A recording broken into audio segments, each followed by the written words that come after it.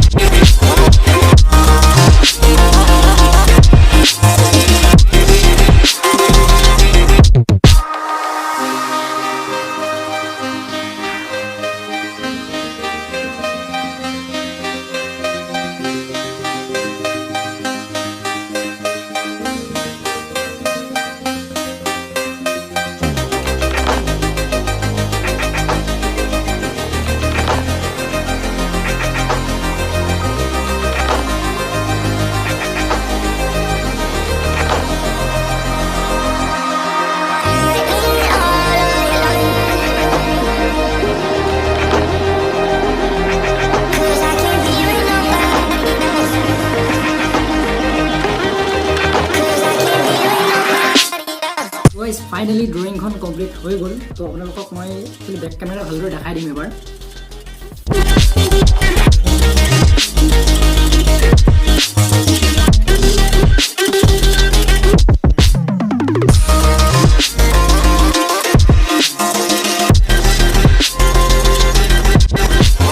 তো গাইজ কেনেকুৱা পালে ফটোখন কমেণ্ট কৰি জনাব আৰু যদিহে আপোনালোকে আজি নতুনকৈ ভিডিঅ' চাইছে তেনেহ'লে চেনেলটো ছাবস্ক্ৰাইব কৰিবলৈ নাপাহৰিব লগতে যদি আপোনালোকৰ এনেকুৱা ফটো আছে তেনেহ'লে অৰ্ডাৰ কৰিব পাৰে